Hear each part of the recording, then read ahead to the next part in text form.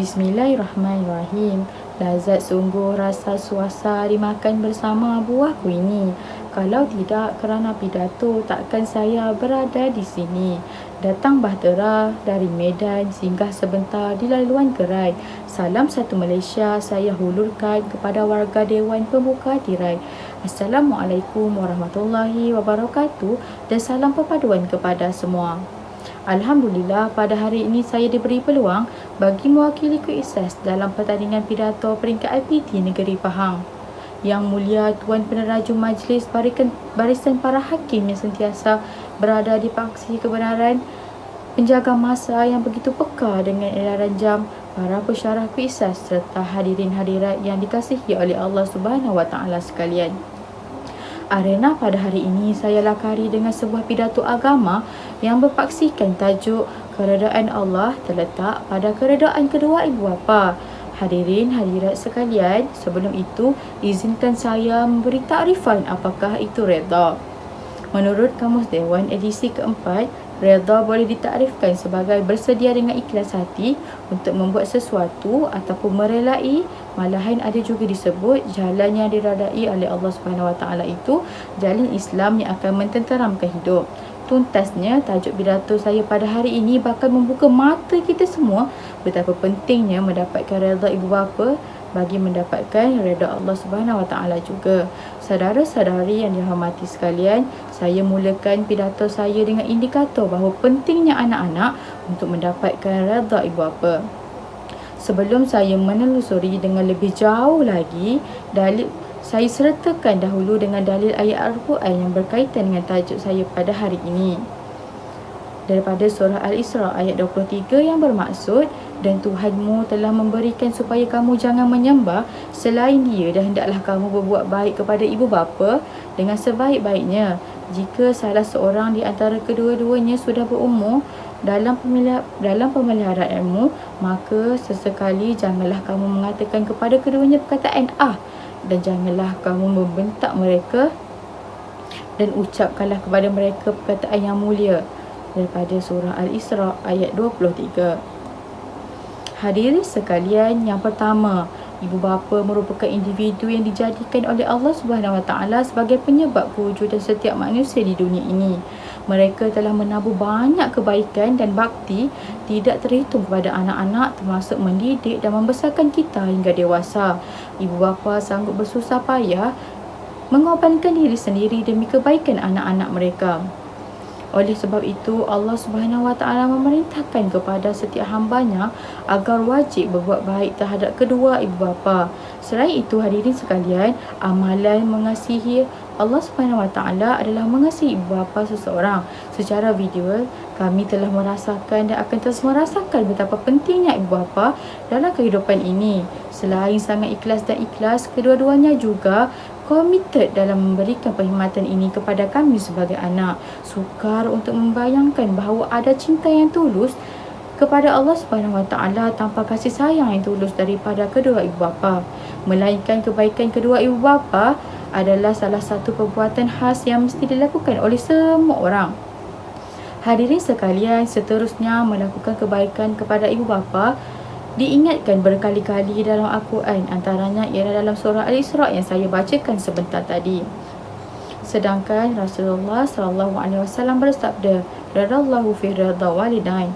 Keredaan Allah terletak pada keredaan ibu bapa dan kemurkaan Allah terletak pada kemurkaan ibu bapa.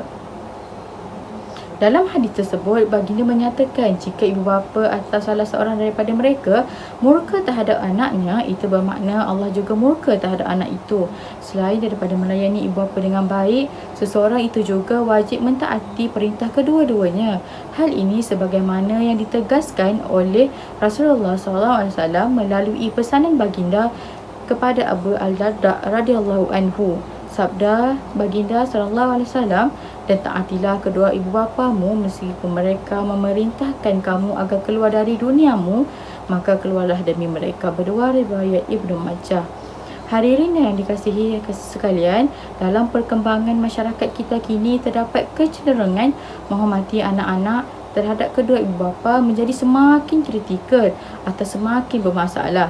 Anak-anak mulai enggan mendengar nasihat ibu bapa, bahkan banyak yang berani menyeksa ibu bapa mereka kerana tidak diberi wang saku atau membeli barangan keperluan mereka. Malah ada yang memaksa ibu bapa mereka dengan alasan ini membeli keperluan hidup, walaupun itu bukan kehendak yang sepatutnya. Na'udzubillah. Anda boleh bayangkan jika kenyataan ini berluasa dalam masyarakat kini, dikhawatiri hukuman Tuhan akan sangat besar. Rasulullah SAW pernah bersabda, salah satu tanda kiamat kecil pada hari kiamat sebelum tanda-tanda besar datang ialah ibu bapa melahirkan raja atau permaisuri mereka. Maksudnya, ibu bapa akan melahirkan paksaan dan keganasan yang akan menyeksanya. Sekarang adalah perkara biasa untuk melihat anak-anak yang tidak mematuhi ibu bapa mereka.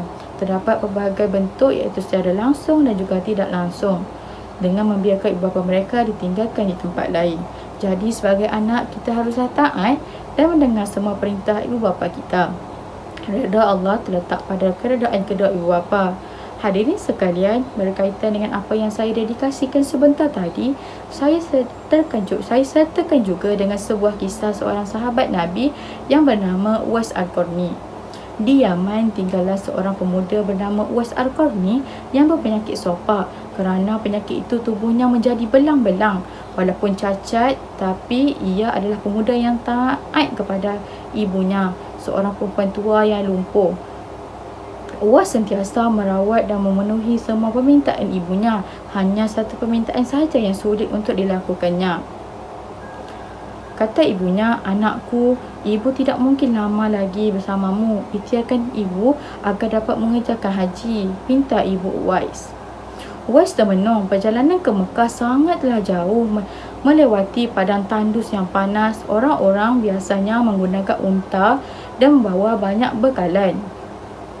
Lantas bagaimana hal itu dilakukan Uwais yang sangat miskin dan tidak memiliki kenderaan? Setelah 8 bulan berlalu, sampailah pada musim haji, lembu Uwais telah mencapai 100 kilogram.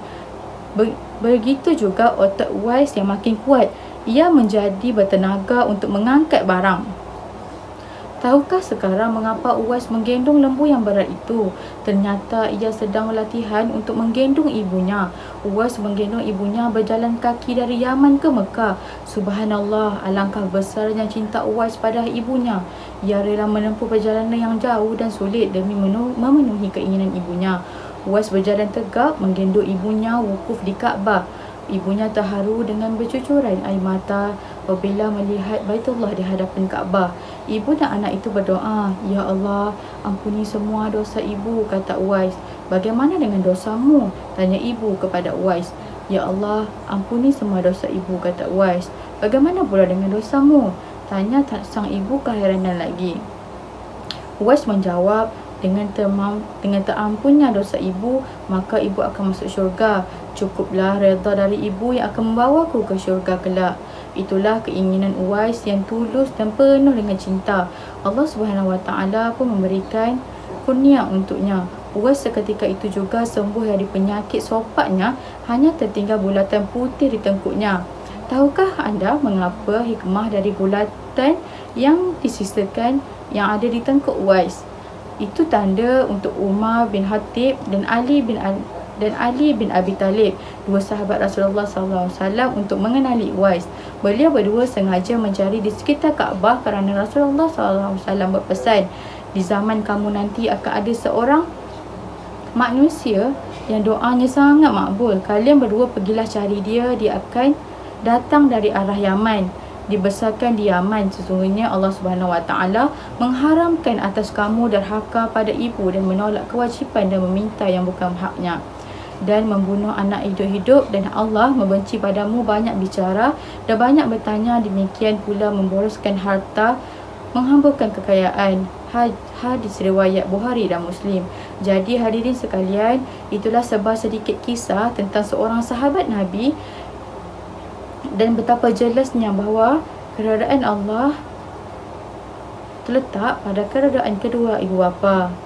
InsyaAllah Jika kita berbakti dan mendengar semua perintah ibu bapa, kita akan mendapat redha daripada Allah Subhanahu Wa Taala. Hadirin hadirat yang dirahmati Allah sekalian, kesimpulannya sekali lagi saya ingatkan, marilah kita berusaha mencari keredaan Allah Subhanahu Wa Taala melalui keredaan kedua ibu bapa. Hal ini menjadi indikator penting dalam hidup kita semua sebagai seorang anak untuk taat, berbakti dan mendengar semua perintah ibu bapa agar hidup kita sentiasa dimudahkan serta diredai oleh Allah Subhanahu Wa Taala. Sebelum saya akhiri pidato saya pada hari ini, saya sertakan sebuah hadis yang bermaksud Nabi bersabda, barang siapa di pagi hari kedua orang tua atau salah seorang dari mereka merasa senang dengannya, maka pintu-pintu syurga telah dibuka baginya, dan barang siapa pada waktu petang kedua ibu bapanya dari salah seorang membenci kepadanya, maka pintu neraka akan terbuka kepadanya. Sekiranya tersilap kata dan terdapat tutur bicara yang kurang sopan semasa saya menyampaikan pidato di atas dahan burung tempua, melihat rusa tepi perigi, salam perpisahan untuk semua, di lain masa bersua lagi. Wabillahi taufiq wa hidayah. Wassalamualaikum warahmatullahi wabarakatuh.